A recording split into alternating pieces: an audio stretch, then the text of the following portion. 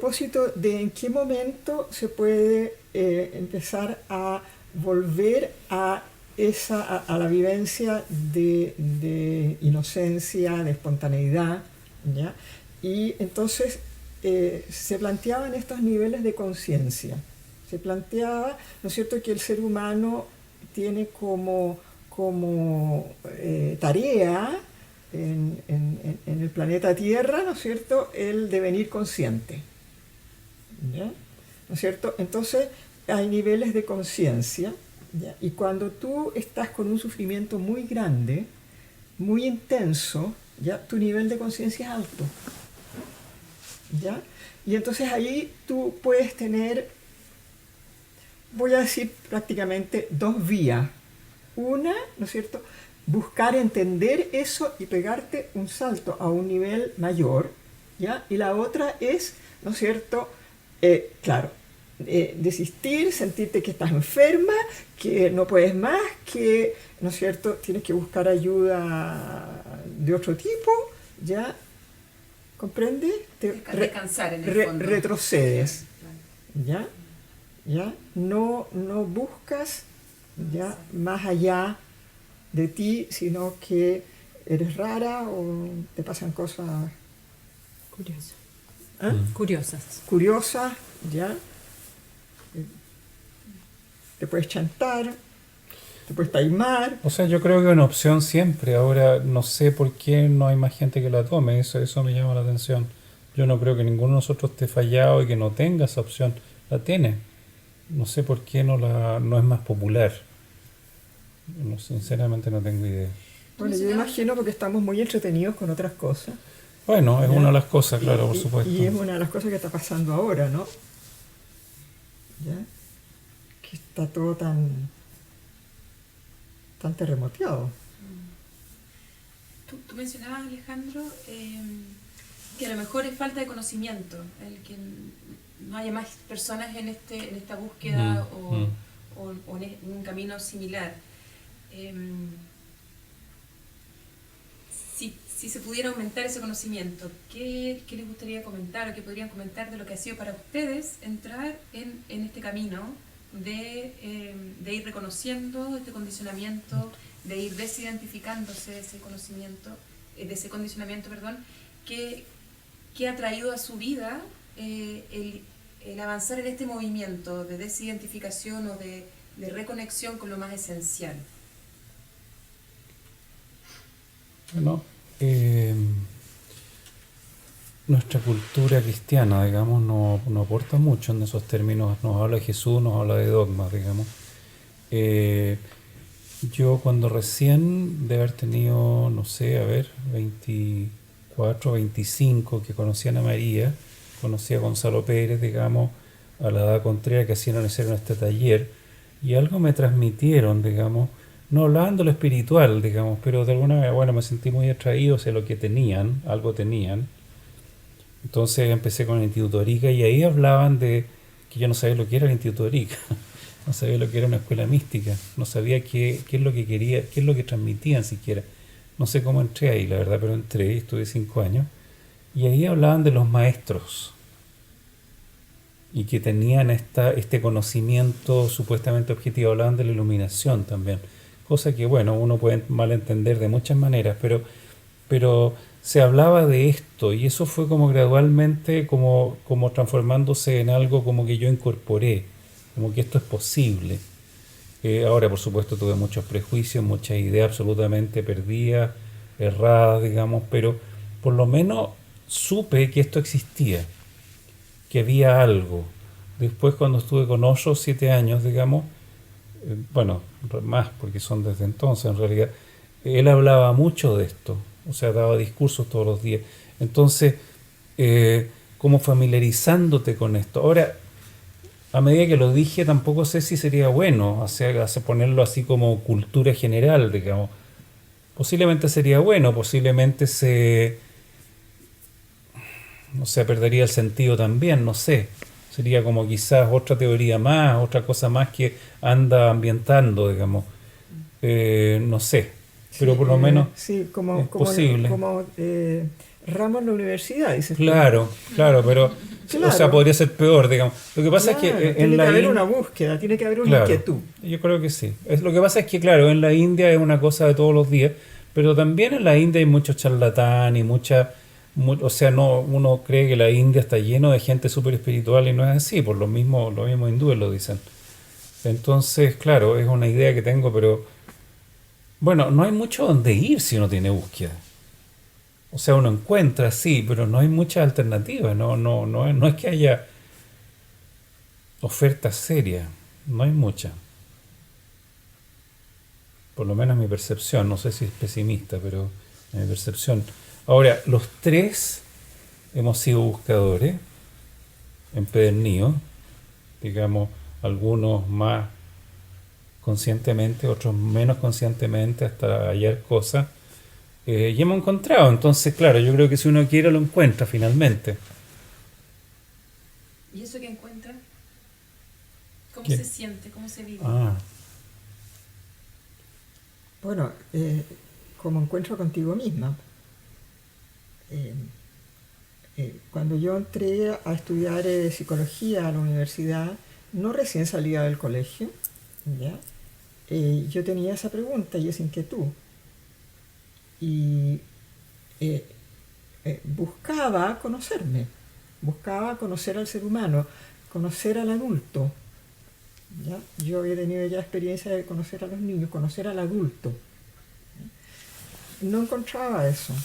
Y estando ahí me llega esta invitación, o no sé cómo llamarla, ¿no es cierto?, esta noticia de esta enseñanza de Óscar Ichazo. ¿Ya? Y entonces entré y ahí realmente me sentí como pato en el agua. Ahí me estaban dando lo que yo estaba buscando, ¿ya? Experiencialmente. ¿Ya? Entonces ahí me quedé. ¿Ya? Y ahí empezó este camino más espiritual, ¿ya? Muy experiencial. ¿Ya? De esa manera yo entré ahí. Pero yo estaba con esa pregunta, yo estaba con una con una inquietud y además con una cosa como muy nihilista con todo lo que yo veía. ¿Ya? Entonces eso es un momento justamente de una cierta expansión y nivel de conciencia, ¿no es cierto?, que te permite ya abrirte si estás en ese nihilismo. ¿Ya? Y claro, Óscar Ichazo tenía esa conciencia y la transmitió. Entonces, de la sola mirada de Óscar a mí, ¿no es cierto?, a mí se me removió todo, sin hablar, la mirada. ¿Ya? Entonces, claro, él estaba mirando mi esencia, seguro. Él sabía que yo tenía un ser esencial como él, ¿ya? Yo no tenía idea. ¿Ya? Un poco eso. El enneagrama describe 9 formas, 9 estilos, 9 egos, 9 rayones, 9 distorsiones perceptuales, etc. Me imagino que la salida también tiene 9 formas distintas. sí, estrictamente sí. Sí. Bueno, me acordé de lo que decía Óscar Ichazo sobre la salida del 9, que en esta búsqueda incesante finalmente encontraban, digamos, ¿ya? Yo creo que es el caso de la Alice, digamos, ella, bueno, no quiero hablar por ti en eso, digamos, pero por las cosas que me ha contado, mi sensación es como andar a tienta y de repente encontrarse con cosas que no esperaba o qué sé yo. En mi caso, yo no sé exactamente cómo fue, ¿ah? No, pero claro, como decía la Ana María, como que los 5 necesitan que se los tomen por sorpresa. Yo creo que yo fui tomado por sorpresa varias veces. Sí, fueron pura sorpresa. Linda sorpresa. Sí, hermosa, hermosa. Bueno, ellos fueron una sorpresa, la Ana María fue una sorpresa, el Arica fue una sorpresa. Y, y cómo llegó Osho fue una total sorpresa. Nos ofrecieron un taller, llegamos al taller Y los primeros 5 minutos yo estaba totalmente volado, digamos. 5 minutos, ¿no? Y esa fue una sorpresa. Y después tuve una visión loca. Bueno, vino por Lowe, digamos, a Chile, estuvo en las vertientes y yo me fasciné con él. El tipo tenía algo, digamos, ¿no es cierto? Y después supimos que había una cosa como hacerse discípulo. Oscar Ichazo era lo menos de eso que había. Era como que manténganse lejos, una cosa así. Eso era Oscar Ichazo, digamos. Pero Osho no, digamos, en ese tiempo se llamaba Bhagwan. Y había una cosa de hacerse discípulo y yo no sabía lo que era eso. Y tuve una vivencia después de que supe que eso se podía hacer, de verlo en la ducha. Y fue súper potente. En el periodo que yo estaba decidiendo si me hacía o no discípulo, yo tuve esta visión. A eso me refiero con sorpresa. Claro. Claro, y ahí bueno, me quedó claro. Yo creo que cuando tú preguntas si entonces hay 9 maneras de salir, la verdad es que yo creo que cada persona es única, ¿no? Y hay como que esto retrata muy bien 9 maneras de quedar atascado, ¿no?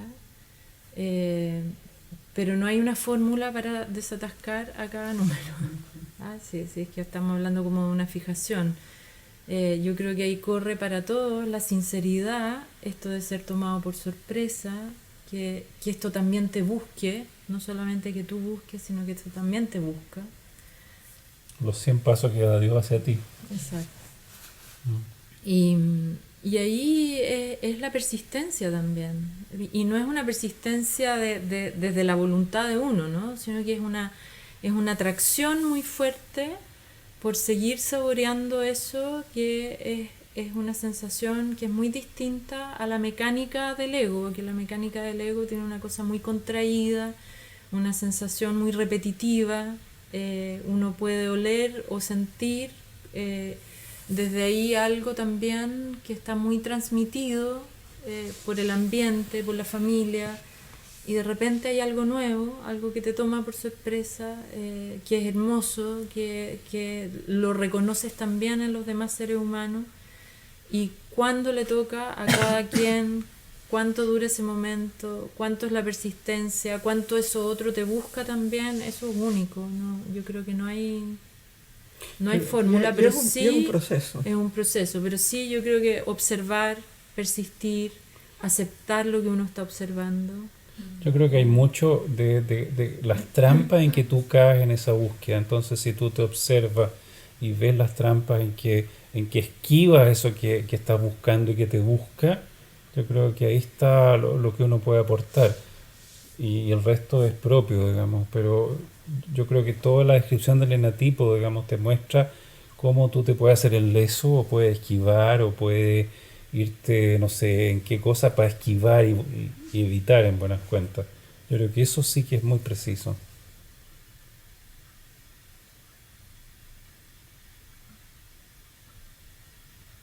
En mi caso, el escepticismo, el cinismo, el nihilismo, digamos, eso como que cuando estaba en esa, digamos, me alejo. O sea, en algún minuto dije, ya, no pasa nada, qué sé yo, chao. Y bueno, más sorpresa.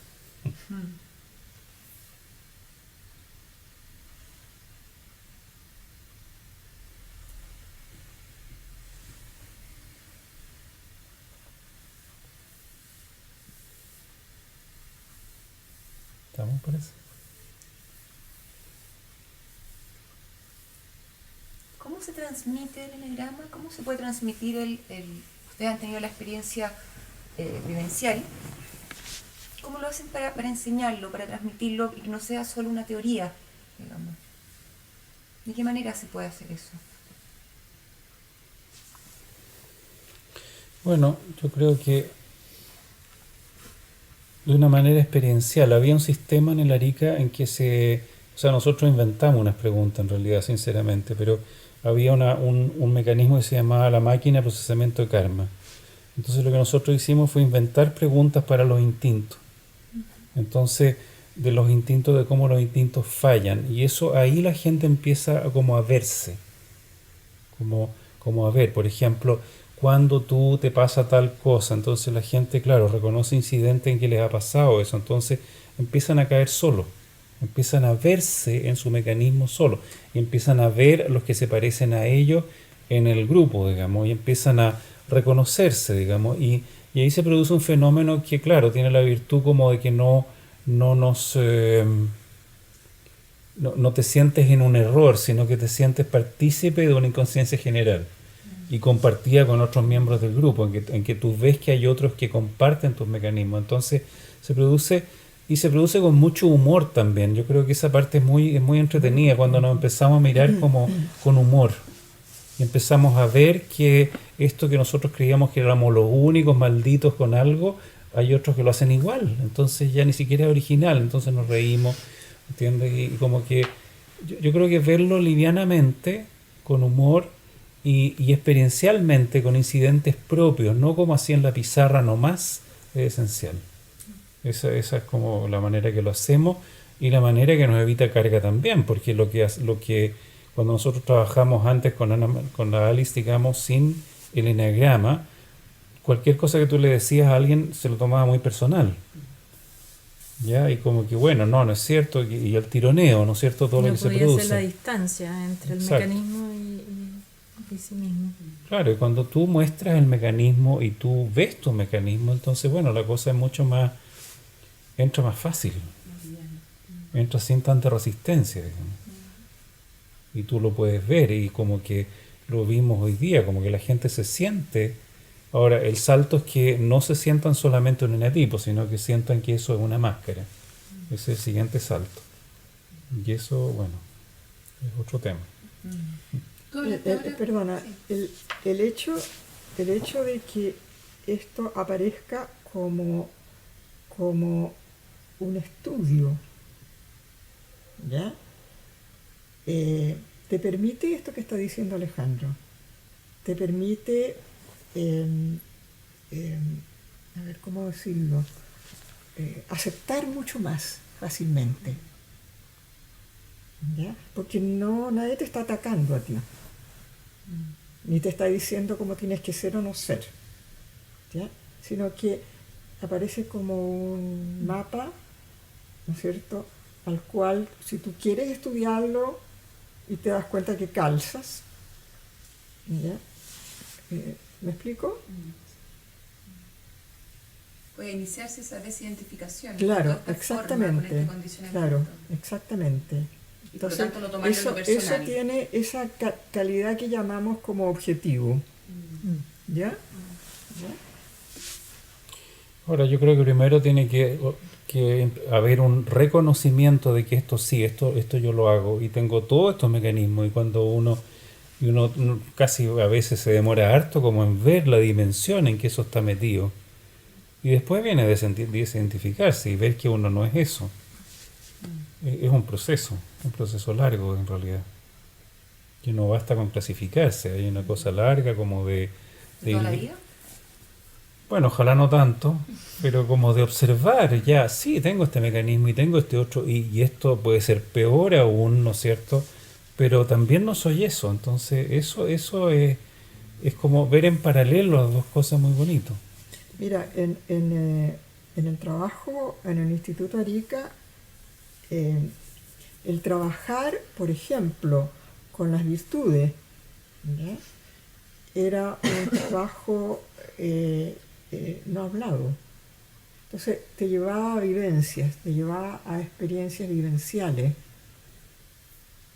tuyas sola con tu cuerpo, ¿no es cierto? Sentir la energía, etcétera. Eso te daba algo, y entonces tú ahí estabas en eso, en una vivencia distinta a tu cotidiano, a tu conversación, a una discusión de cómo soy o de cómo no soy, ¿ya? Entonces, combinar eso es muy, muy interesante, el tener esas vivencias, el experimentar esas vivencias.